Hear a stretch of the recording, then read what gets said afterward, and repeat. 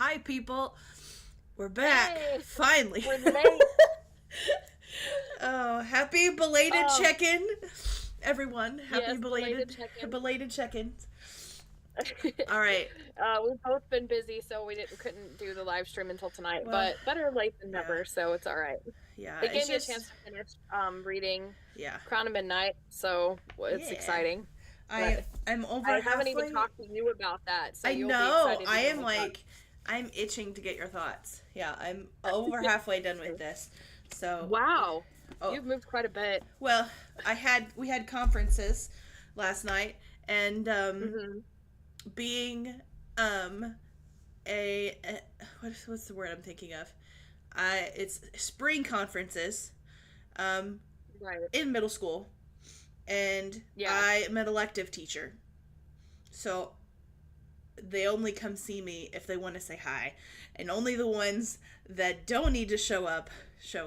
And I had, okay, we started at 2, we ended at 7. Just take a whopping guess how many parents I had show up. I don't know, maybe like 5. I had 6. Ah, Woo! So from like, do 2 I go low o'clock, or do I go high? from 2 o'clock to 7 o'clock, I did Oh my nothing but gosh. read. So yeah, Hey, there you go. except for the like intervals of like 2 to 3 minutes where I actually talked to parents, and even then it was like, your kid passed with an A, you did great. I don't have any concerns. Yeah, that kind of thing. That's literally, there was that for the small intervals, and I stopped to eat pizza. I got pizza out Nice. of the deal, so that was nice. Hey. Eh, yeah. Uh, Okay, well, I did finish Crown of Midnight. I sat down and it was like over the weekend, I think, and I was like, I want to finish this before our next check-in. yeah. And so I actually like sat down and read a lot. And so that helped me like make a lot of progress because I think I was before halfway and I just Hmm. read a huge chunk Yeah. and then a huge chunk and then I finished it. 'Cause- So for me, you know how slow it was for me to start off with, and it was still better yeah. than Throne of Glass, which for me was a 3 star. So most of this book I've been leaning to 3.5. Yeah. The ending was amazing. I Like know. the whole I ending of know. this book was I fantastic. know. And so that boosted it to a 4 star. Yeah. Um It's so weird the because the first half feels like Throne of Glass, and the second half just, it's a complete shift in dynamics. It is the Yeah, it felt strangest like it thing. became more of an epic fantasy. The Exactly. lore. There's Oh so yeah. much lore. Spoilers for Crown of Midnight because I can't resist discussing this. So I've been take waiting away if so you haven't long. read it. So long. I know. Okay, Oh, so I loved the lore. I want to know more about that creature in the catacombs that she accidentally set free, that she fought, and how he was a man who was tortured until he went mad, and now he's like this crazy creature who almost killed her. And she killed him, or we think. I mean, his body was pretty much like split to pieces, but I'm like, man, come on. Can he be like a dude and like an epic thing? And like, I want to know more. So uh-huh. that was intriguing. Uh-huh. Um, Uh-huh. Trying to analyze so You the have epic no fight idea with how intense it gets. Oh my god. This oh is my just the god, tip of the iceberg. It gets so much more in depth. dude, I literally told myself as I was reading when I finished it, I was like, if this is evidence of how the rest of the series is gonna go, I'm gonna love it. But like the ending was Oh my so, it god. felt like a completely different book. Like when she Yeah. opens the portal and talks to Nemia, and then they have the whole fight scene trying to get the creature and Kale having to rescue her, and how her and Kale kind of came to terms about everything. I feel satisfied. Uh-huh. And I'm not like mad about their relationship breakup because it's like she knows that they were manipulated, but like at the same, not really manipulated, but like it wasn't their Yeah. fault. Archer Yeah. did it all. Um, but like she still can't get past that, and like they're and Uh-huh. the fact that he is willing to like go to his father and go back to the place he doesn't want to go back to protect Celine, in his mind, protect her and send her off somewhere is like so good. And then from her perspective, she's like, I have a deal with the king. I have to do what he says or you're gonna get killed. So this screwed you over, but she hasn't told him that. Mm-hmm. And then at the ending, when she's getting on the ship and she tells him the date and he's scouring everything. By the way, I called it. She's Aelin, and I'm like, Yeah. I knew that from the start. I'm so proud of myself. So Yeah. that was a nice twist. Yeah. I felt You have happy. no idea So how hard it's satisfied. been to call her Selena Sardothian, and I'm like, Oh, Oh, it's been so hard not to slip up and say Aelin. right. I was wondering if I was right, if Yeah. like everybody else calls her Aelin or Yeah. not, but like I obviously didn't know. She And has it she wasn't one of has a those like, really long name, to be fair. yeah, By the end of the I series she has a really long name. So it's like, yeah. yeah. It Um, it's cool. I also it also wasn't one of those twists that like, oh, I saw it coming, that's stupid, it was predictable. Yeah. It's one of those that like you feel Satisfying. satisfied in Yeah. it. Yeah. Yeah. Yeah, I get that. So, and then Dorian having his power, like I want to see him grow more into himself. I can't praise the ending enough. Like the fight with Baba Yellowlegs was really fun and like really Mm-hmm. intense and stuff. Although the name Baba threw me off because in this other series Baba that I watched, Yetu. Jason Momoa Yeah. Jason Momoa is like the sexiest man alive, and his Uh-huh. name was Baba Voss in that, and And so I kept wanting to picture see, Jason Momoa, and I'm like, this is an old hag, see, not this is Jason where Momoa. my brain instantly goes to our choir days where we're singing Baba Yetu Yetu Lianinguni. Oh my Oh my god, that's god. such a throwback. And like, Wasn't that your freshman year? Was that when I was a junior? I want to say that was my yeah. freshman year. That was Man, I have loved that song 14 years ago. eons. By the way, that was Yeah. 14 years ago. By the way, My goodness. because my Don't tell me 10 that. 10-year high school reunion is this year. 10 years. Yeah, I'm starting to dread so the day when I've been alive as long my as I've God. been in school or like out of school or however that works. Like that's insane. yeah, it hurts. But yeah, I don't know. And it was like one thing after another, like in terms of like the fight scenes, and like I love the lore and the word keys and the word. Is it word or weird or like how do you Word pronounce? I say word keys. Word keys. Word keys. That's what I said too, but I also felt weird. I'm pretty sure that's what the audiobooks say too, is word keys and all that. Yeah, jazz. and so I'm just like. And then when she steps through the portal and uses her elf powers, and I'm like, or fae powers, not elf. I don't know why I said elf. Her fae powers. I was like, okay, let's go, snap. girl. Like that was awesome. Yeah. By the way, I remember texting you. I was like, if Fleetfoot dies, I'm going to riot. I started. I wanted. I know. I was worried about Fleetfoot too. I was like, oh man, God. I better see. I was imagining this big. Like, what kind of dog do you imagine in your head? I know it tells you what dog, but it's like... I think it says a golden retriever type dog, so that's kind of like... But I picture this little Yorkie for some stupid reason. I pictured this giant, like one of those wolf dogs. That's how what I was imagining in my head. Like one of these giant dogs that like everyone else is like scared to death of, but he's just this big giant puppy. Yeah. Yeah, that's what I imagine. Now, whether that's actually lore accurate or not, who knows? I think it's described as a golden retriever, but I always picture this little Yorkie for some stupid reason. So I've had to like shift the image in my head. So I did obviously finish that, and my review will be coming on my channel next month. I mean, I don't know why I said next week. So you'll work on it next week, but it probably won't be posted. Yeah. So. Which I picked up at Walmart, and I was reading this one, and I didn't want to stop in the middle of it. Yeah. However, I think this is going to be a DNF for me. Oh, you were excited about that one. I know. I had such high hopes, and I don't really know the reason other than, like, just not the opening chapter. It was, like, the opening chapter... Actually, it was called a prologue, but it's way too long to be a prologue, was like these other characters, and it was kind of just like this happened, and it was like, okay, and then I realized this is book 14, in like a you can read in any order kind of vibe, because that's how romantic suspense series usually go. Did it feel almost like you know, like sometimes some of those Smallville episodes will have recaps of like previous things that have happened in the season?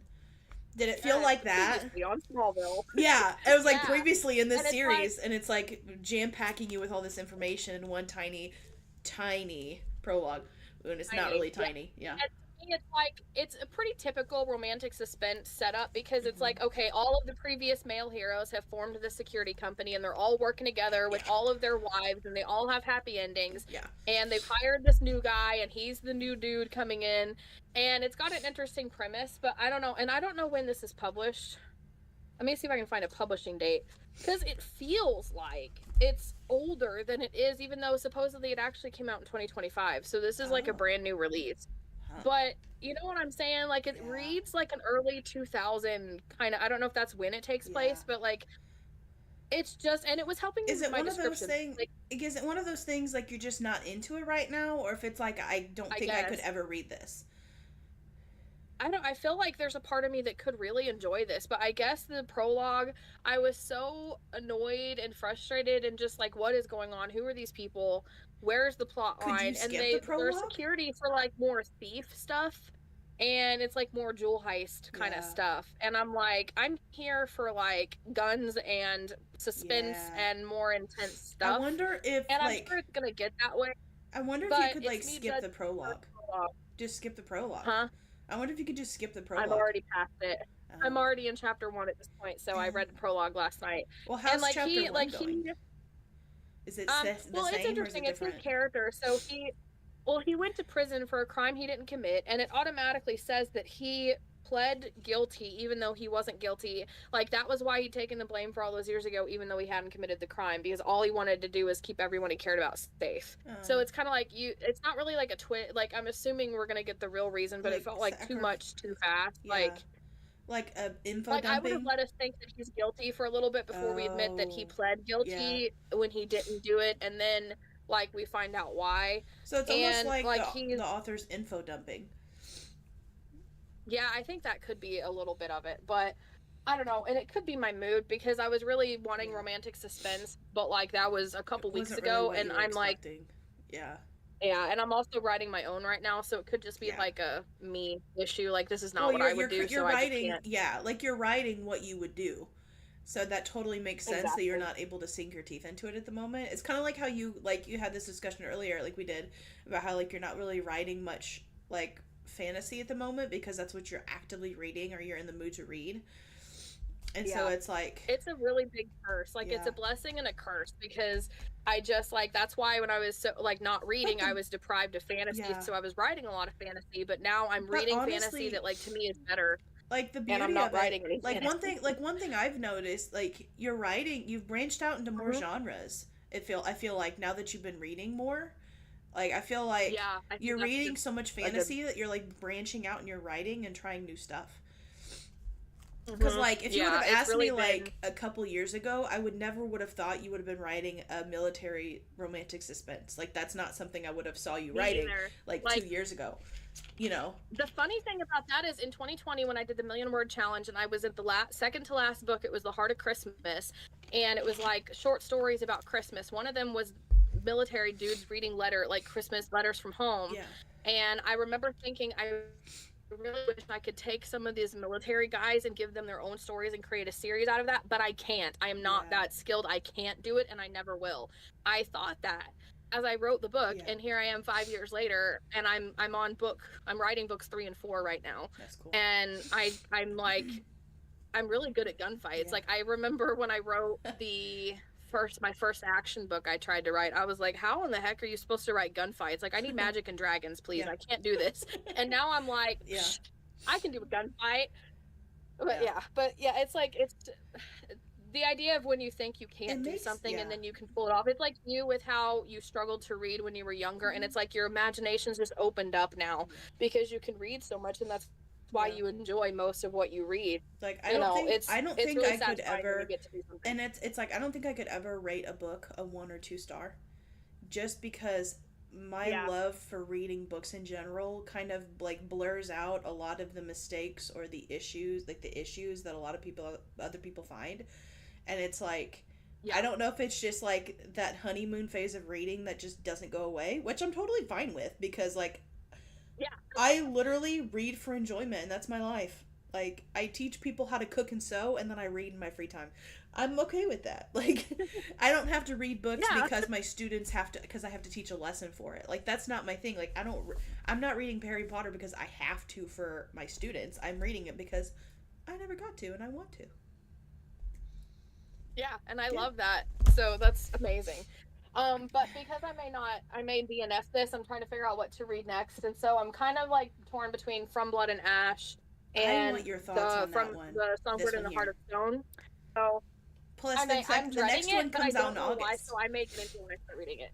Hey, I need to get it done before then. Then I'm kind of just like I don't want to read. I don't know what it That's is fair. about me that I just Well, am you're not in doing a a lot reading of mood. But I look at editing my and shelf and nothing sounds good. you're doing a lot of editing and writing at the moment, so I could see that's just where your brain's at. So it's like nothing is like, oh, this looks really good, you know, because like a Yeah, it large could be. majority of your brain capacity has been taken up by the other stuff. So Yeah, like if I I had my wouldn't choice, stress I it would too sit on the much. couch and play Dreamlight Valley.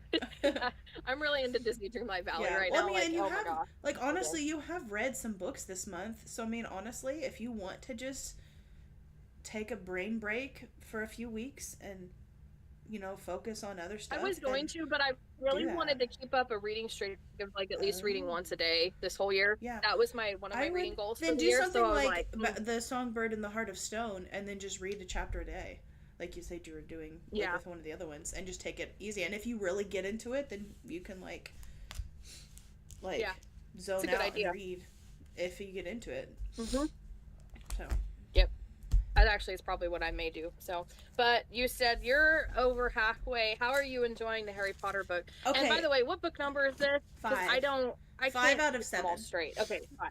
So it's Okay. essentially Professor Umbridge um, is in the picture. I totally understand the hate now towards her. You were Oh my curious as god. to like Okay, what. I Yeah. have never. Okay, so normally when I read books and I experience strong emotions, it's usually sadness or like excitement. I have never experienced hatred like I have reading this book. Like Oh my literally, gosh. I have felt myself getting worked up, and then I have to be like, okay, this, I need to chill.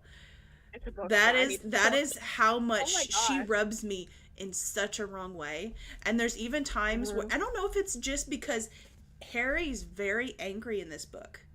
Like he's Yeah. struggling with anger issues a lot, and like he keeps getting detention with Umbridge purely because he gets angry and spouts off at her.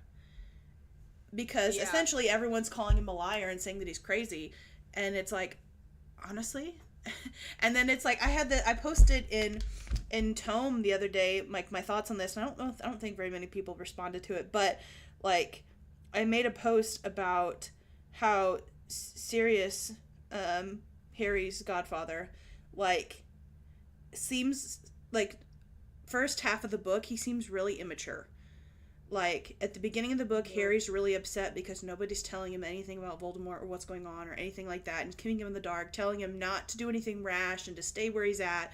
And he even gets attacked by Dementors, and they still just stay where you're at, don't do anything rash, and they're not telling him anything.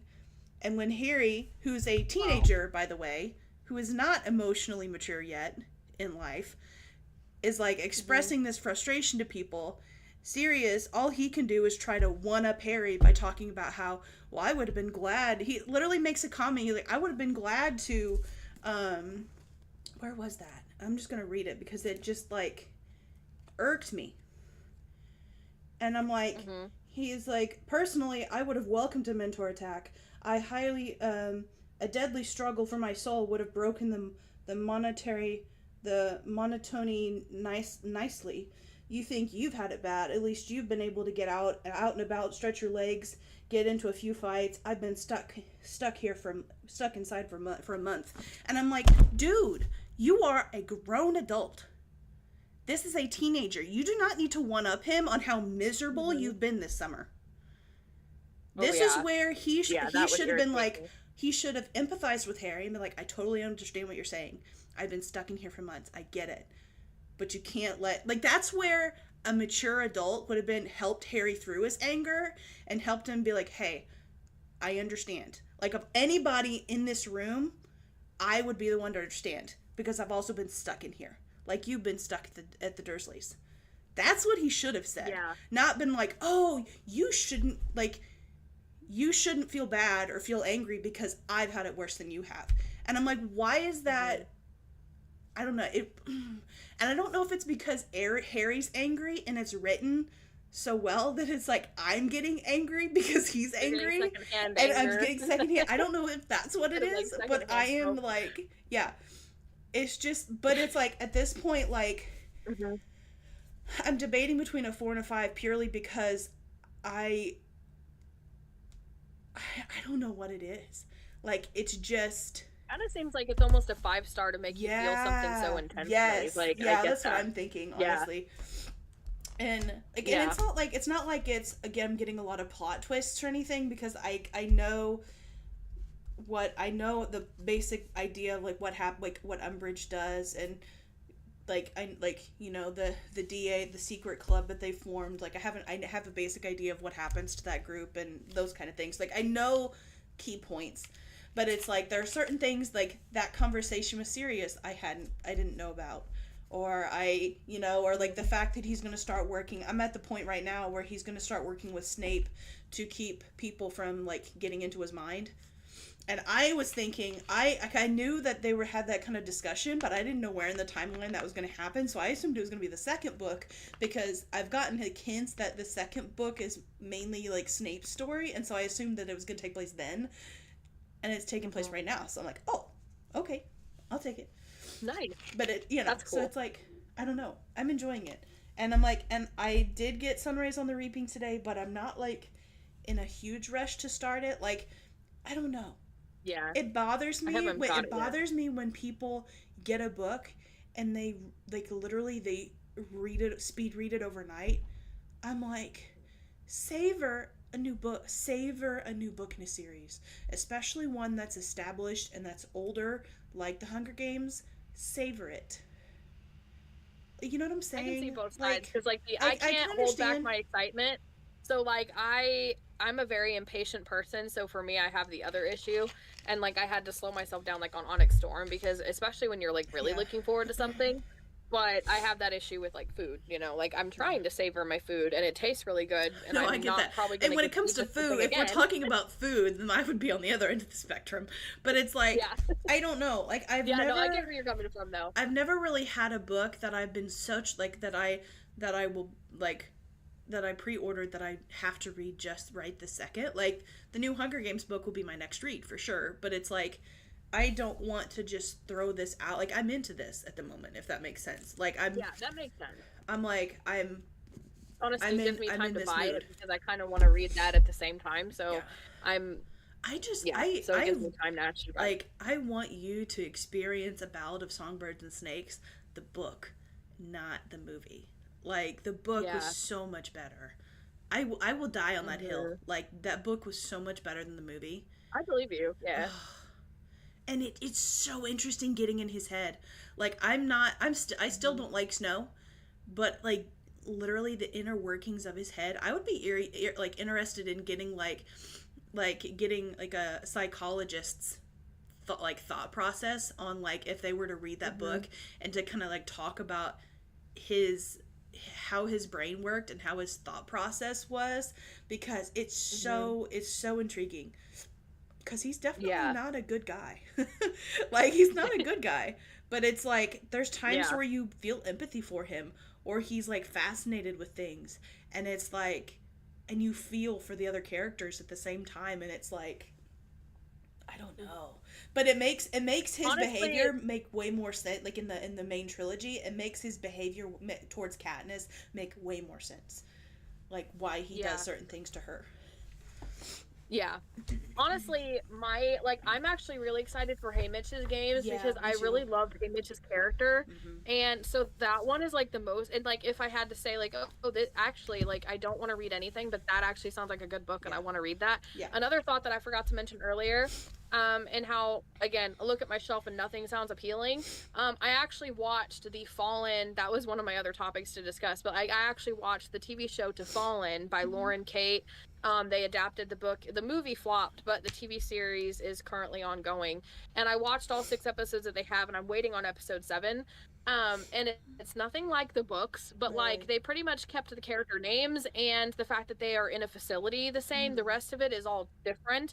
But if you separate it from the book, like if it's like if you don't know anything about the book, the series itself on TV is actually really interesting. Huh. And I'm actually wanting, but I really want to reread those books. Yeah. And that's putting me in my fallen angel vibe mood because Mm. after vampires, I got into a fallen angel romance kind of thing. Hmm. And Hush Hush is right there. I have the whole series sitting on my shelf right there. I really want to buy Fallen and read that series Reminds again. me, So I'm Crescent City. getting into a Fallen Angel mood again. Crescent City has that kind of vibe too. But I've only Oh, read but book. I I've can't. only I gotta read finish book one. first. Yeah, I've only read book one, and I'm not in a huge rush to read those either. Like, so Yeah. there's a good chance you could probably get way further into Throne of Glass before I attempt book 2, let alone book 3. So. Hey, there we go. But yeah, if I had a choice of what I would actually like to read, I would kind of like to reread Fallen just to like remember the details and stuff I wonder and if compare. you can find, because I'm pretty sure. I wonder if the ebook is on like how much, like if you could get the ebook for cheap. Yeah, I wonder if you could. I haven't read on my Kindle all year, which is another thing. I'm like, that's interesting. But yeah, it was like Daniel's character. He's like this angel who's lived for thousands of years, and it's pretty much like Immortal, where they fall in love and die over and over again. And so he's at this point in the story, when we see him, he like is trying to push her away because he's tired of losing her. The ebook, the Kindle version is $8.99. But you can buy the paperback for $13. See, that's where it's like, at this point, it's worth getting the paperback because the ebooks are getting really expensive. Yeah. These days. The ebooks are honestly not even worth it anymore. Like, that's a whole other discussion. But in the TV series, he has amnesia and he doesn't know who he is or her, and it's like takes away the whole. Imagine like Rhysand in a facility, but he doesn't remember that he's Rhysand or that he's lived for thousands of years, so he loses all of his epic warrior-ness to him. Yeah. And so it's kind of like, nah. But the series has, it's like, it made it have sci-fi thriller, kind of what's happening to us, kind of like mystery, and that part of it kind of hooks you and makes you want to watch the next episode, kind of, even though I don't remember the plot of the book. And that's why, again, I kind of want to read the book to like directly compare them. And it's been a hot minute since I've been into Fallen Angel stuff. Like Hush Hush, I loved that series. There's one that I don't remember the title to that I need to find. And one of the guys' name in that one was Tucker, and that's all I remember. Yeah. Oh, that one was a good one too. But yeah, that was a random insert that I thought of. But that one and Hey Mitch's Games, which I can't remember the title for that book. We've said it a million times, but it's not sticking in my head yet, are the two books that actually sound the most interesting to me. Which, along that note, these are like vampires with wings. Like they have different, like the winged ones that are like feathered, and then the leather wings. So the vampires with wings could help kind of satiate my Fallen Angel mood-ish, kind of. So this may be a good one to move into. Especially, but also, I feel like I should be rewarded for getting through. Especially the setting of that one too. I'm not going to tell you what the setting is, but the setting of that one would definitely help. Cool. Yeah. And then I know this, like, I feel like I should reward myself from reading Crown of Midnight because I've added a lot of books to my wish list on Amazon because I was seeing a lot of fan art on Instagram from like indie authors, and some of it looks so good. Like there was this, I think it was like not an Aladdin retelling, but kind of, but like the genie is in love with the girl. And he's got an interesting backstory, and like I've been following that author, and she has a bunch of books that like sound really good, but they're no spice, and I'm like, yes. Yeah. So I don't know. We'll see what happens. Okay. But I don't even want to read the blurb in this one though, because I'm kind of want it to be a surprise what's going on, because sometimes the blurb can like gives too much spoil away. Things. You know what I'm saying? Yeah. No, I get that. All right. So what? Okay, so a couple of them. Do you want to do Onyx Storm first, or do you want to do Sergio Mass first? Onyx Storm. Okay, so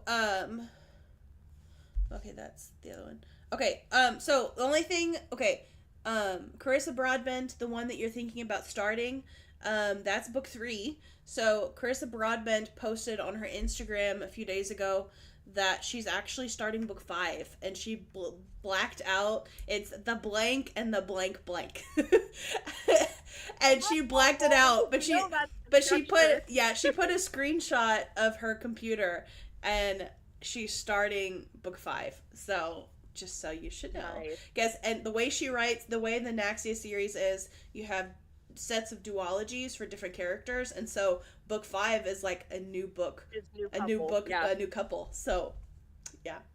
Yeah. From the other, is it going to be from the third house or whatever? I can't remember what they were called. Oh, but like, yeah. because doesn't she jump houses for each one? Yeah. There's like 3 different houses of vampires or something for those of you guys who don't know. Yeah, so. yeah, I forget. And so the first couple was from one, and then the second couple I assume is from another one. Mm-hmm. And so yeah, I think she's probably gonna do a duology for each of the houses. I think probably. Yeah. Okay. Interesting. Okay, so my From my the Onyx author side, I'm like, can you imagine people anticipating your book so much that like to see like a screenshot of your title page and everybody's like, I want to read this. It's like, oh, dreams. #dreams. Okay, moving on. Right. Onyx Storm. Okay, so this was a theory that a girl on a Reddit post from another podcast group called Lame Book Club Podcast. It's like a couple girls that are essentially doing the same thing we are. Only they're in person. I don't know. I can't tell if they're in person or not. I don't think they are. But they said that there's a theory with Onyx Storm that Imogen, that wondered if Imogen hadn't been erasing memories throughout the book and not just at the end. And so they go back and their reference is page 40 at the towards the very beginning when it's essentially I should have told you, but I just wasn't thinking. I'm sorry. It's okay. But it was when like Bodhi it was like Bodhi, Brennan, and Mira stopped. No, it was Imogen, Bodhi, and Mira, I think, or whatever. There was a group of them, and essentially, the theory is that they were interrogating her, and Imogen erased the memory of what they were asking her. And at one point, because they turned to leave at one point, and she's like, hey, what were you need? Like, it's towards the top, because it says, they're like talking, and then it says Bodhi and Imogen both nod, and I blink as they start walking away. Like, that whole blink. Like, it's like identify, like, I blink. Right. I blink as they start walking away, and then Violet says, hey, what do you need? Why were you waiting? I asked Imogen. Bodhi crams his hands into his pockets and continues walking, and Imogen glances sideways at Brennan as they pass. Just wanted to make sure you were ... getting some sleep. She calls back as they turn the corner and disappear. Bodhi, Garrick, Imogen, weird. My stomach tightens. They were checking to make sure Xaden hadn't killed me. But, yeah.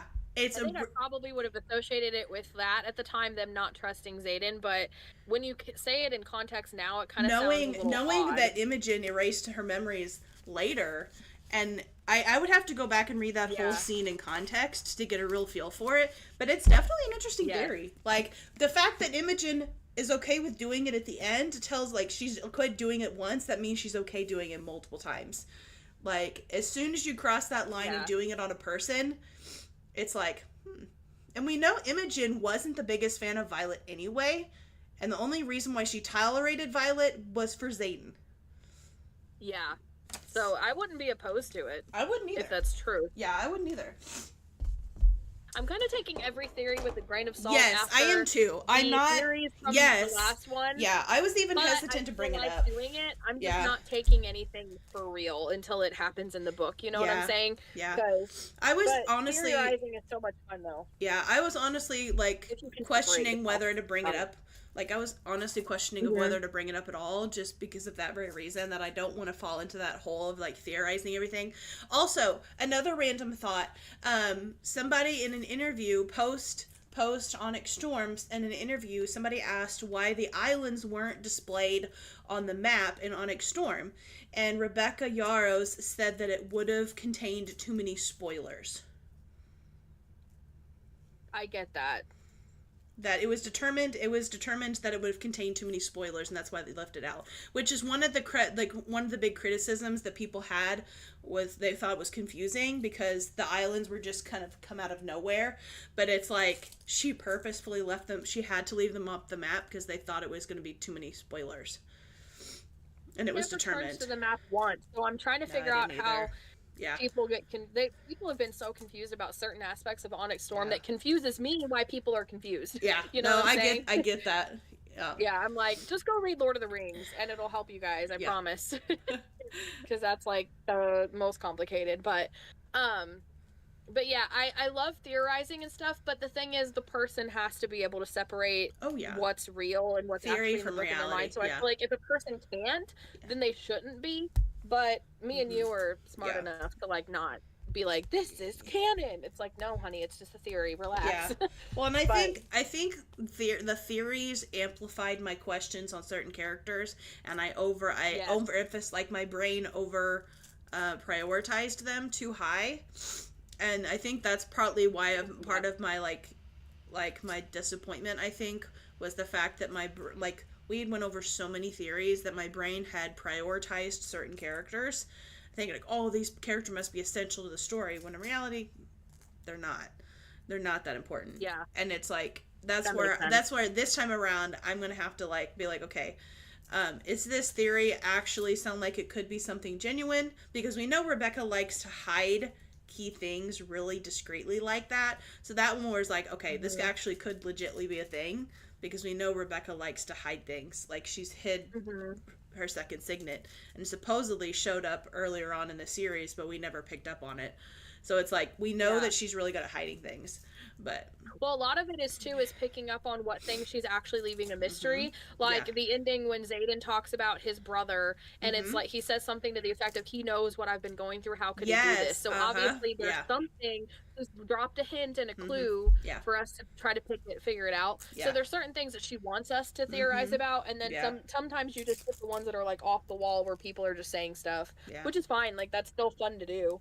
So I remember back when episode 7 came out, everybody started theorizing who Snoke was, and that was like a really fun time to be a Star Wars fan, because it was all over and we were having so much fun just in general going over Snoke theories. And then we were disappointed. But before our hearts got shattered into a million pieces. Yeah. Yeah, to put it bluntly.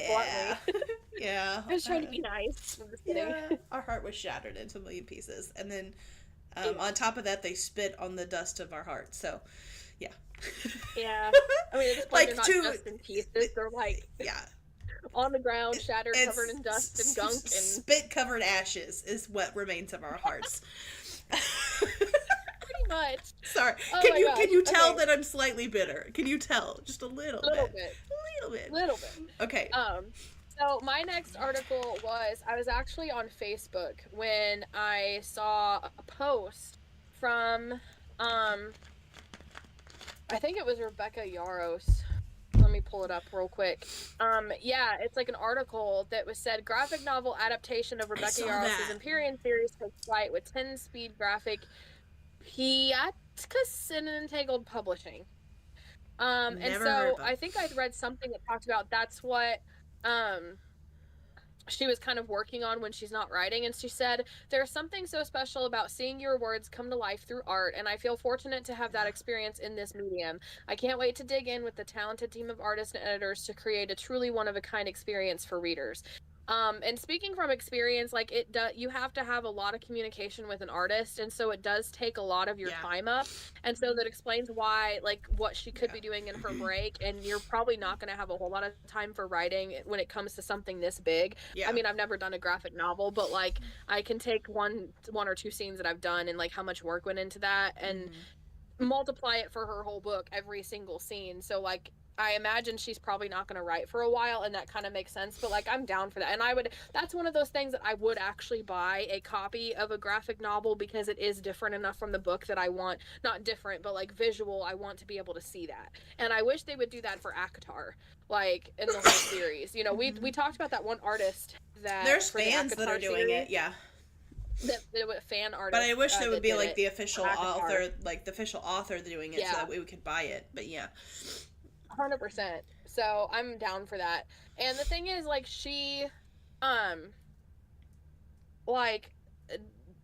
Sarah J. My mind went blank for a second. Sarah J. Maas made a coloring book of it, so I don't understand why you wouldn't, you know. And she's probably got the money, but that was You know, I know That that you or had seen an article like that too. she's just diving. She's taking her time writing the next book in whatever series, whether it's Crescent City or Akatar. Yeah. So like whether like Crescent City was has the most recent book that she's written, which is book 3. So it's like I could see her bouncing back to Akatar. I hope so. I could see her doing either another one in this series. Again, I've only read book 1, so I don't really know what happens. Whether there is a possibility of another book after that. But I could see her doing either one, but spending her time on it, because there's a lot of speculation on whether she's going to tie it, like, because she's already hinted at how all 3 of them are tied together. So like a lot of people are speculating that the next book that she releases will officially tie them all together.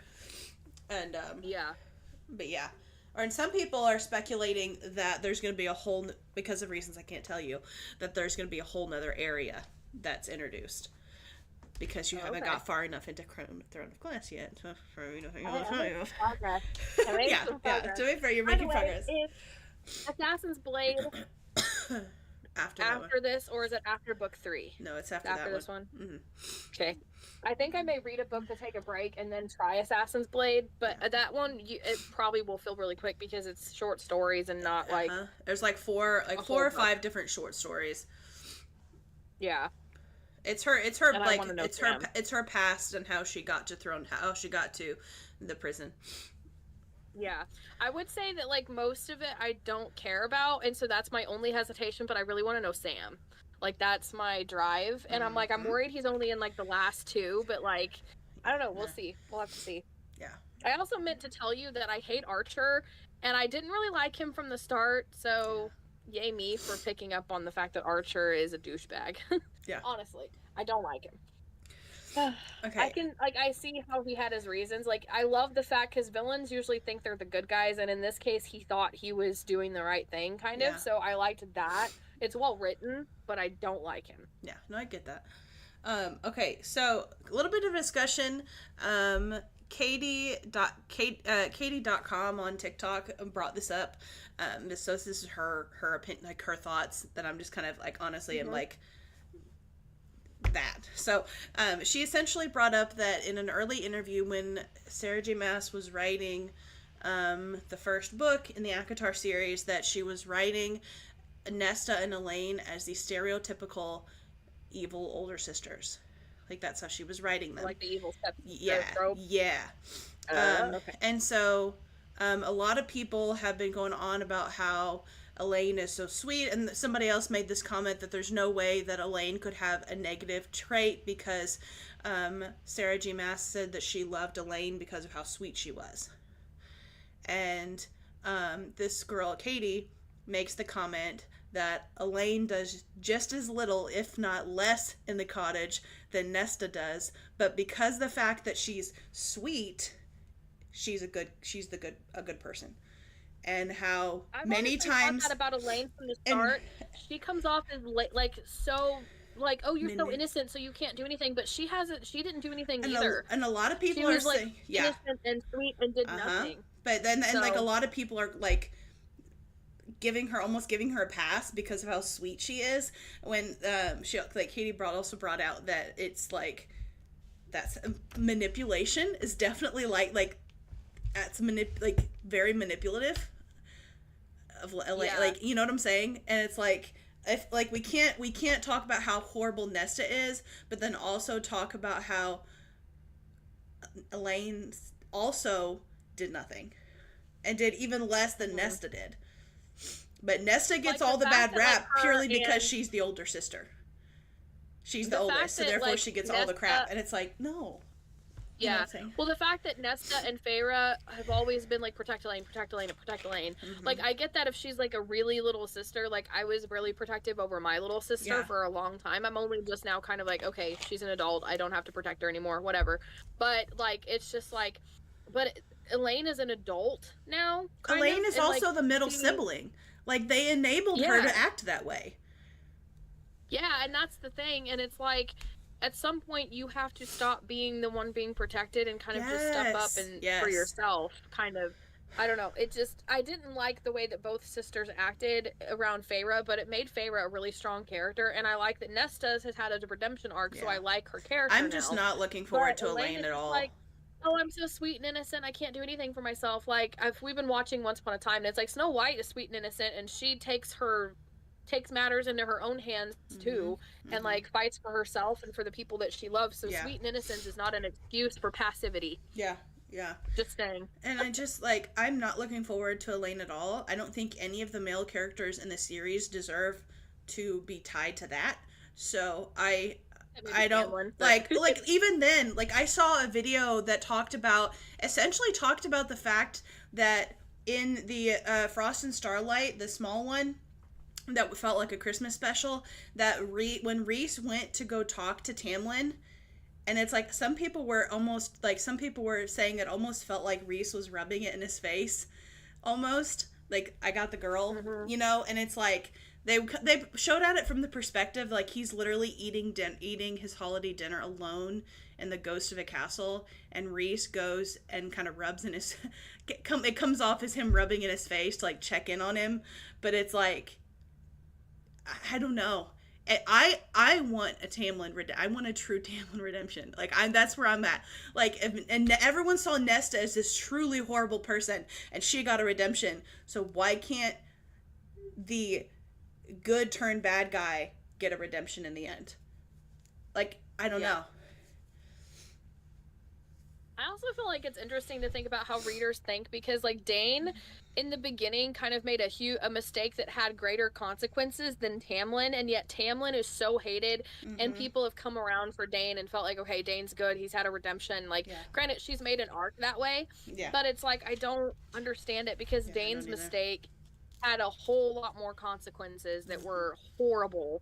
When Tamlin has just been Tamlin to me. Like he is kind of an a-hole, and he hasn't acted right, and he's really toxic with Feyre. But he's not like a bad guy. I just firmly believe they weren't meant for each other, and that Tamlin was working through his trauma just as much as Feyre was. But because people work through trauma differently, Tamlin's coping with trauma was toxic to Feyre. And we're getting everything from Feyre. We're getting everything from Feyre's perspective. She sees him as this horrible, evil person. So obviously, the reader is only going to get that perspective of him being this horribly evil person. And it's like, I don't know. And it's like, can we please? I need Tamlin and to be a love interest for somebody who deserves him. Controversial opinion. If Elaine could redeem Tamlin, I wouldn't hate her. I think they would be perfect for each other, because that's why he was toxic for Feyre, because he needs somebody to love and protect and pamper and just keep protected and safe. And that's not Feyre. She needs her freedom. Yeah. And Elaine is the kind of person that needs to be sheltered and protected. And so I'm like, she would be perfect for Tamlin. Like they are meant for each other. Yeah. And I don't want Azriel to have her. I feel like he deserves way more than that. There's one of the girls, there's a theory about was it Gwen? One of the three girls that trained with, like one of the two girls that trained with Nesta. Oh, okay. There's like a theory going on with some of the interactions they have in Silver Flames that think that maybe they might be a thing. And I honestly would much rather him be with her, I think it's Gwen, than with Elaine.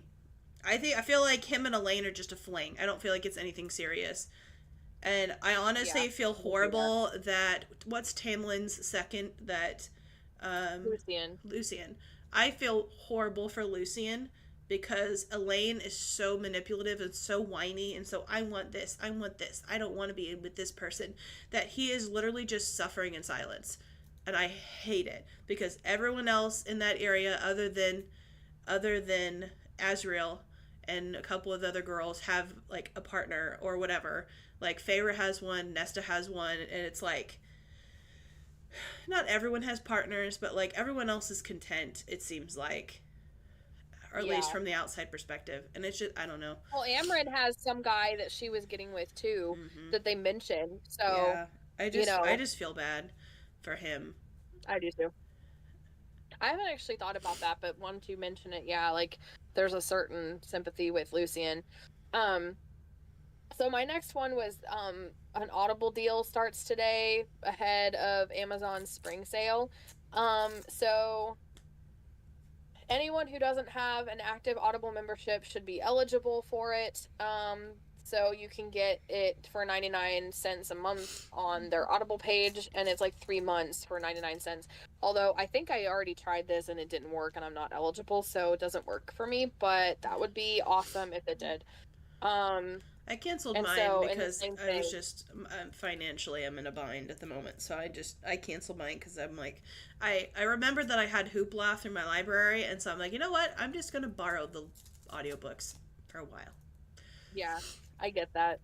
Um, but so that is going on for anybody who hasn't had Audible and you may want it. You can get 3 months for 99 cents. It'd be a good deal for anybody who hasn't had it. If Yeah, you for have sure. had it in the past and you canceled it, I don't think you're going to be eligible. Yeah, So, like me and you aren't, but yeah, I wish. Be nice since I don't have Hoopla. yeah. Okay. Um, the other another, I think I can't remember if it's on TikTok or Instagram, but it's by Hi Lady Darling, I believe. Essentially, it was like Mm-hmm. quoting an unknown source that said that they thought that the Reese and Feyre doing like the binding thing where if one dies the other dies, they thought it was like overreacting or whatever. And this person continued on by saying, "I don't think so. They both watched each other die in such a horrific way. It was traumatic. The thought of losing one another again is terrifying.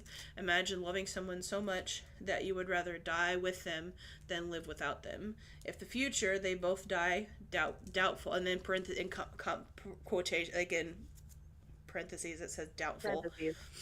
Yeah, parentheses says Mm-hmm. doubtful. The High Court will be left in the hands of their friends, Nyx, with an entire family to take care of him. So it's like, in that Yeah, it makes sense small, to me. small chance that they do die, he will be with family. But they're like, I honestly don't think they were overreacting in, like, Yeah, in tying that. that's well, the Yeah. person who defended that was well I do. spoken. I I agree really with like everything you that. just said. Yeah.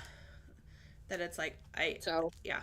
I liked how they worded that. And, alright. Do you have any other? me too. I love it. Just makes me sad because I love Rethan and Farah. I want them to have more story and more arcs. Yeah. Like once you settle down and have a kid, like you can still have Yeah. a story and a plot line, and you can move forward from that. And like Yeah. again, I'm bringing back Once Upon a Time, but like the Snow and Charming, they keep giving them more arcs, and it like works so well because yeah, they have their kid and they're wanting to have another family and like have another kid, and so I'm not trying to spoil the show or anything for people who haven't seen it, but like you can still do more with characters. Just because they have a kid doesn't mean their story should have to Yeah. stop. And so, And, but I get that like her focus is kind of shifting to other characters, and then yeah. it's like, well, I don't think she's ever going to give us like a Tamlin POV, but I would be interested to get like his backstory and like Tamlin POV for some of the things to see Yeah. it, to get in his head and see why he acts the way that he does and how he's working through his trauma Yeah. and stuff. Like I just want Tamlin, Yeah. you know. So another one I was going to bring up is not an article, it's just like a me thing, but you've talked about how you judge a book by its cover, and like the majority of readers do. And so I've been working on my military romantic suspense series. For reference, it's called The Hearts of Valor, and so my designer and I have been working on the covers. And we've started with book one because that's what you do. And I'm not kidding, we probably have like 7 to 10 iterations of the cover at this point, because we would like make a cover, post it for feedback, get the feedback, use it, change it, and then the cycle just continues down this long rabbit hole.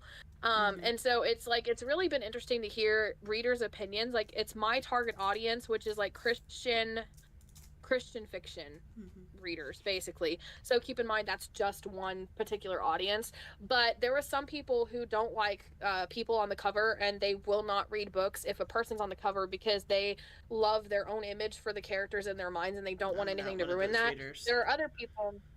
There are other people who like having characters on the cover, and like I'm one of those people. Like if the character looks good, then I will actually be more intrigued to read it.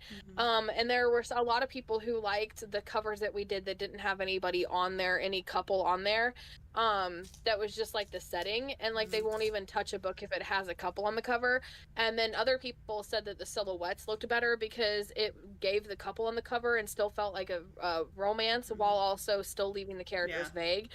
And so it's just been interesting to see that yes, people do judge a book by its cover, and the cover needs to match genre expectations, but like you have like you're never going to please everybody, and like there's been so many diverse opinions. Like today a lot of the feedback was at this point go with your gut is what they were telling me, because you're never going to like be able to get a perfect cover that pleases everybody.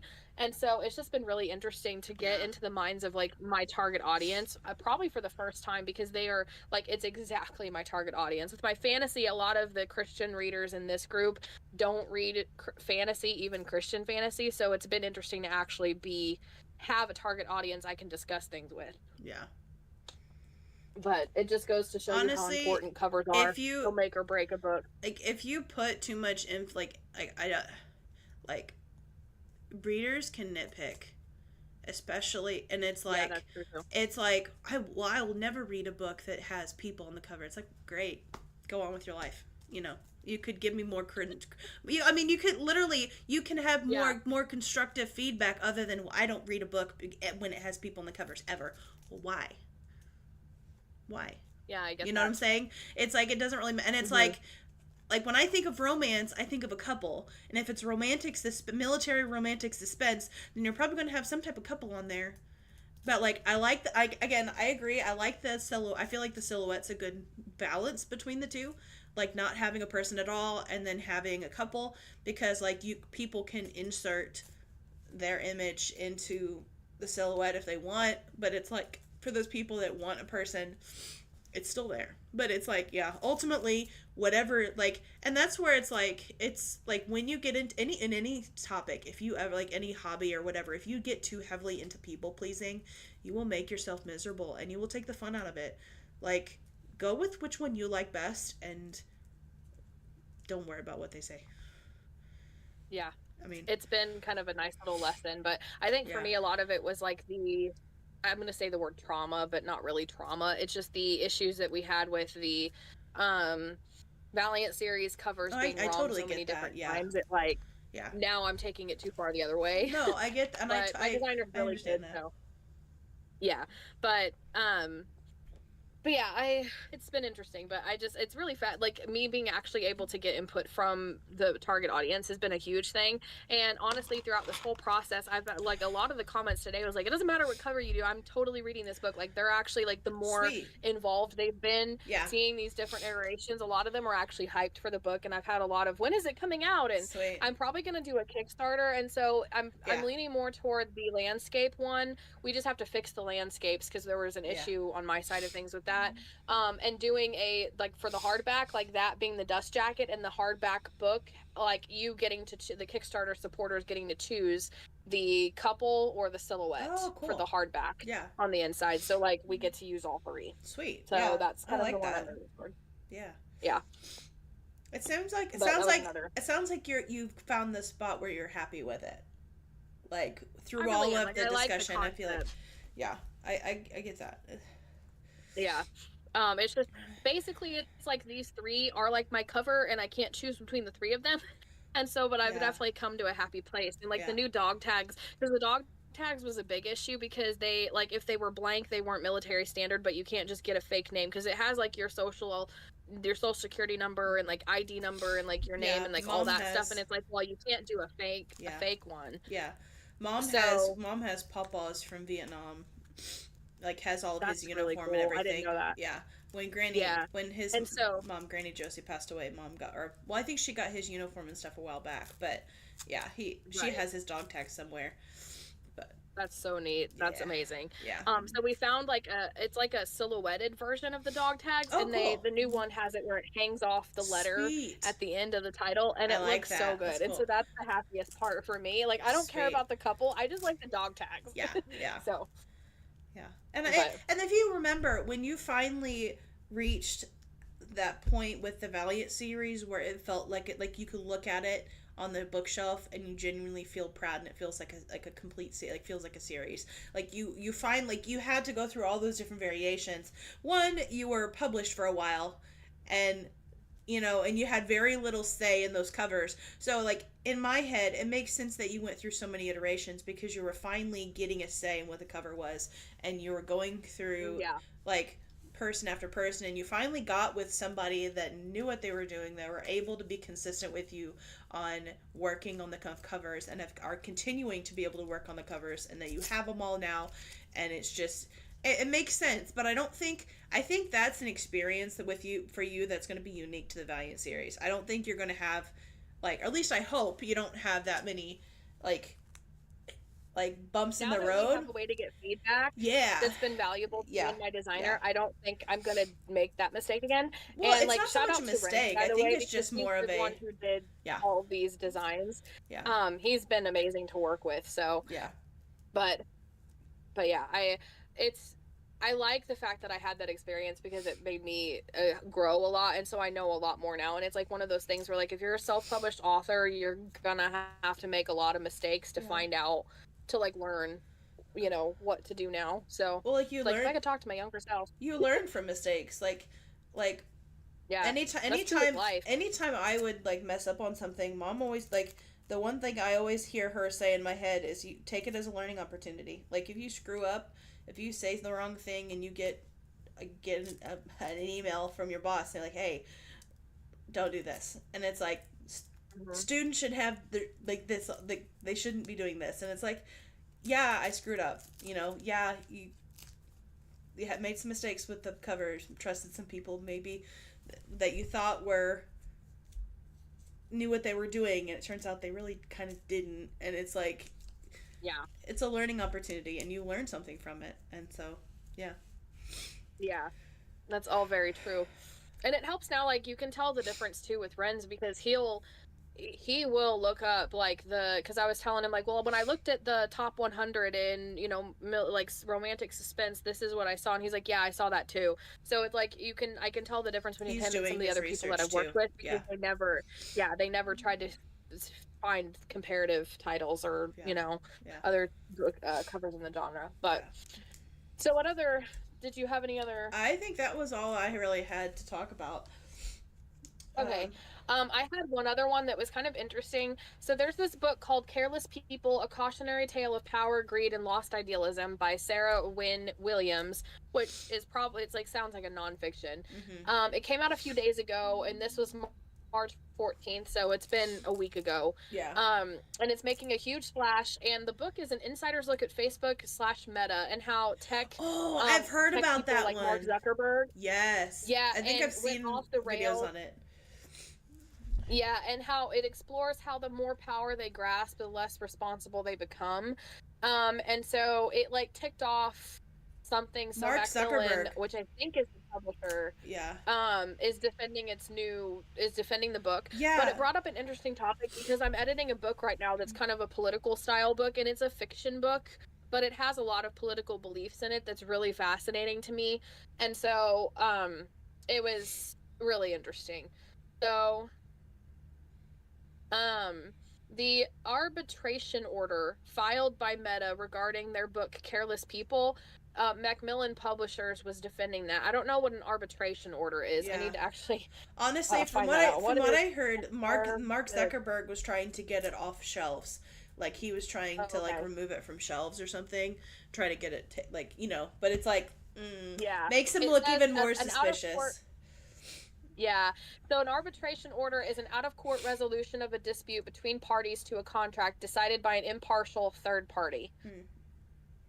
So it's like, they don't want to so- actually take it to court, but they kind of want to take it to court, but they don't really. So yeah. Yeah. But the publishers had this to say: the arbitration order has no impact on Macmillan Publishers. However, we are appalled by Meta's tactics to silence our author through the use of a non-disparage clause in a severance agreement. To be clear, the arbitrator's order makes no reference to the claims within Careless People. The book went through a thorough editing and vetting process, and we remain committed to publishing important books such as this. We will absolutely continue to promote and support it. It makes honestly, I've seen some people on TikTok that are like, okay, adding that to my TBR now. Like, just the fact that they're trying to get it taken down and they don't like it tells me that, hey, we should probably read that. Yeah. Yeah, It's really like some of the topics in the book that I'm editing deal with a lot of the like the COVID era Mm-hmm. stuff and the Yeah. silencing people who disagreed with the main corporations and stuff. Yeah. So that when I read that article, it kind of jumped out at me. It was like I'm editing a lot of that right now. So, it's a fictional story about how a family deals with all of that stuff, Mm-hmm. but it still has a lot of good points in the book and a lot of good themes. Yeah. And the author is a Christian, so it kind of Sweet. like there's a lot of Christian themes in it too, but it's really it deals with a lot of the topics about censorship and stuff. And like today's chapter was like about the public square and how a lot of laws that were put in place were like at the time that you would stand in the square and get to voice your opinion to the Yeah. people and you wouldn't be restricted on that. Mm-hmm. And it's like today it's like online and there are private corporations that can like control what the square, Yeah. who is on the square and what it says. Yeah. And so yeah, the fact that the book talks about Facebook and they wanted to get in Meta and the Facebook and Meta wanted to have it Yeah. basically shut down or Shows me not that published there's or a whatever. reason. Yeah. Yeah. Yeah, which is interesting because Mark Zuckerberg supposedly admitted that he did what was it that he said that like, yeah, we were pressured by I think it's certain backward. people There, to not say certain he's things, backpedaling. but He's trying to make it he's seem backpedaling like again. honestly, I think he's just backpedaling and trying to make it look like he's the innocent guy. Like he's all the Death Eaters that backed out of it and say, "Hey, I was being controlled by Voldemort. It's not my problem. I didn't want to do all these horrible things. I didn't want to kill all these people, but the big bad guy made me." And it's like literally that's what he's doing. That's what he's doing right now. He's like, they made me do it. I didn't want to be this horrible person, but they made me do it. It's like, nice try. Kind of seems like his We know back how and much forth their claws are wishy-washiness hooked is into kind of everything. like Rumpelstiltskin's character. Oh, It's kind of like Rumpelstiltskin's character in Once Upon a Time because like sometimes he's bad, sometimes he's good, sometimes we don't know what he's gonna do. Yeah. And it's But- like we know that Meta and Facebook, their claws are into so many things, even things we don't really realize. And it's like they've been taking our info for years, and it's like and all these Yeah. other things, and their teeth are sunk so deep into stuff that it's like, yeah, I did see that, and I was one of them I was gonna add to my TBR, but then my brain got distracted by many other things, and I forgot to add it to my TBR. But yeah. Yeah, that's a good one to add. For sure. And I just had this one that goes over every actor and actress that's potentially been casted for the Fourth Wing show, which I mostly save for myself because I like to see the possibilities. So, and most of this we've actually already seen, so there's really nothing else nothing. I was scrolling through it because I was like, if it had a new name or something, I would talk about it, but it's everybody that we've already discussed the last time I brought up this topic. Yeah. So yeah. And then how book talk is changing the publishing industry, but I feel like that's kind of like it was written today, so it's not been on the article for long, but I feel like do you think book talk is slowly kind of like not dying down because you still get viral on book talk and those books become famous and stuff, but like do you think that a lot of people when the TikTok potentially was banned, a lot of people like left? Do you see it kind of dying down or slowing down, I guess would be a better term? I haven't really when I kind of when after the ban and I came back, I am not really on book talk anymore. Like I don't get a lot of the few that I do get are all drama of people canceling authors for stupid crap. And it's like I have gotten so satisfied with Tome here recently and like the interactions that I've gotten on Tome that I'm like, you know what? I don't need book talk. And it's like, like for example, I put a post a few days ago about like DNFing and what people like. I said there are several posts on social media about DNFing books. My question is, what criteria do you all use to decide whether to DNF a book or keep reading it to see if it gets better? I've put books on hold before because I wasn't in the mood for that particular story, but I've never fully given up on a book. What do you guys think? And I had like 31 includes my responses to that, my replies to them. So like total, there was like 31 different comments and there are 29 likes. And I'm like, we had some really like in-depth discussions, like whole paragraphs of like discussions on stuff. And it's like, honestly, I just like, I don't know. And like even here's another one. There's like really long discussions like on things. And Wow. like some people were like, I don't think it's fair. Like and one person's like, where was it? They're like the most where was it? They were talking about how if they DNF'd a book, they didn't feel like it was right to rate it like a 1 star. And I'm like, I wish I could find where that discussion was at. But they essentially said like if they do DNF a book, they don't think it's fair to rate it a 1 star on Goodreads. They don't feel like it's fair to actually rate the book if you didn't actually finish it. And I'm like, it was really kind of an interesting discussion. And it was like I had a lot of different discussions, and it was like I don't know, I feel like TikTok has become book talk has become so so like yeah, like you've had those kind of discussions with Threads, and so it's like honestly, I feel like I'm finding more productive bookish discussions on other apps other than TikTok. I feel like Book Talk started out good. I'm not rubbing my chest too much. Um, Book Talk started out really good, and it did what it was supposed to do. It Yeah, created that's a a good group way of of people, putting it. but it's like now it's become I don't know, it's become toxic. And it's like the last book that really Mhm. went viral that everyone was talking about was Onyx Storm. I haven't seen any book really that come across my feed or go viral other than like even Sunrise on the Reaping wasn't that big. I've seen a That's handful of interesting. videos about it, but it's you know what I'm saying? It hasn't gone viral Yeah, like, no, I get that. you know. And it's like Yeah. I don't know. Um, that's really it's a fascinating topic because it's Yeah. like you said, it kind of did what it needed to do and everything. Yeah. I was looking at one of my, well, it wasn't my post, but somebody else had posted on Threads, and I had reposted it like you can do on Twitter. Yeah. And he had this rant and kind of going back to the whole toxic aspect of things. Mhm. She's like, I feel like what we as readers have done to authors is so sad. We hold authors to an impossible standard. Our expectations of Amen. Yes, multiple I releases know. a year, bullying authors to make characters the way we want them to be, the pressure to include Exactly. specific content or exclude certain content, the constant need to know everything about their personal lives, make them declare where they stand on every issue. I feel a love-hate relationship with social media in the book space. And she Exactly. says social media is amazing and has been able to discover amazing indie authors, but it can also be a horrible place and have the worst mean girl energy I've Mhm. ever seen. Mhm. So And I'm like, even freak the it. mean girls that peak in high school somehow find their way to book talk and judge people for reading fantasy. And I'm like, you know what? Read what you want to read. If you want to read Yeah. I saw this dark one romantic video. smut because that's what you enjoy, go for it.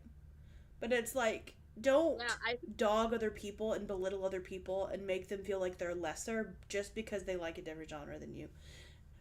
Yeah, I feel like I never did bring this up, but I saved this video on TikTok that I meant to bring up in one of our discussions, and I forgot all about it, but you reminded me of it, where this woman, this It may be mean the high same one school I'm girl thinking of. vibe was talking about, yeah, she was talking about how, like, basically nonfiction is better than fiction because you don't learn anything while Yeah. reading, That's one of the and ones this I've seen, other yeah. chick stitched it. Yeah, and this other chick stitched it, and it was like an indie author who stitched it Mhm. and was talking about the lessons and themes in her books and stuff. Yeah. And it's like I learn a lot from reading, and I learn a Mhm. lot from writing, and it was like one upping the other chick. And it's like, yeah, Yeah. some of the thing If you topics that can need be brought out are if really you dumb. need a nonfiction book that explicitly with the goal, its main goal is to teach you something. If you need that kind of book to learn something from a book, then obviously you have really poor comprehension and analytical skills because every Yeah, book can teach you something. It's just a matter of 100%. analyzing it and looking at it. But if you need like a book designed to teach a topic to learn something, then maybe we need to find some simpler books for you to read. Yeah, Maybe. 100%. Don't But judge that's a people good for the one to books. end on. So, what are you Yeah. guys reading? Let us Yes. know how your March TBR is going Hmm. Any and what you're anticipated all like reads? really interested in. Are there any books going viral on TikTok at the moment? Because I am kind of out of the loop now. Not that I was really in the loop to begin with. I posted one bookish video, and then I'm like, nope, I'm not doing TikTok. My social anxiety was like, no, you're not doing that, and I'm like, yeah, you're right, I'm not doing Yeah, that. I'm like, that's funny. because my brain's like all of the possible scenarios where they could comment on things, and yeah, no, I'm I'm good. Yeah. I enjoy our YouTube space. I've had a few issues. I enjoy YouTube has actually been a little bit more toxic for me in that regard. Really? I've had a few hateful, like, oh, I can already smell the mold in your house just from that's like annoying. my writing nook, just the color, like that's the color of our walls. It's this nasty like brown looking color. Yeah. And we also had a leaky roof at one point, so give me a break. And like Yeah. one was like one of my writer react videos, somebody was like, it should be Jabba the Hutt reacts, and I'm like, thanks. Yeah. You're a nice person. You must be really happy with your life. Yeah. So yeah, but it just comes with the territory, and it sucks. And I hate that people are toxic like that. Like that's people like are so how miserable social that media they is a have double-edged to. sword. Yeah. People are just so miserable. Yeah, because it's got positives and negatives. Yeah. Yeah, and they just like making other people miserable with their lives. So. Yeah. But yeah, I think that's a wrap. We certainly had a lot to catch up on. Oh yeah, for sure. All right. Well, happy reading, guys. Let us know. Happy reading. We haven't posted a lot of. I know I haven't posted a short in a few days. I know Joanna probably hasn't like either. one. So again, we'll probably getting back into that as our schedules kind of line out a little bit more and kind of, yeah. But we'll still post some things. I have one like I've recorded a few, and I just haven't posted them. So we will be getting back to that. We have been a little like silent for a hot minute, but that's just because springtime is always a busy season. So it just I just don't have the time to edit the shorts because I have to read through the captions. Yeah. And I just don't have time for that at the moment. So end of April, when I finish editing the 2 books I'm working on, my time will free up. Yeah. So yay! Yeah. All right. Happy reading, guys. Happy reading. We'll see you around. So see ya around sometime. Bye. Bye.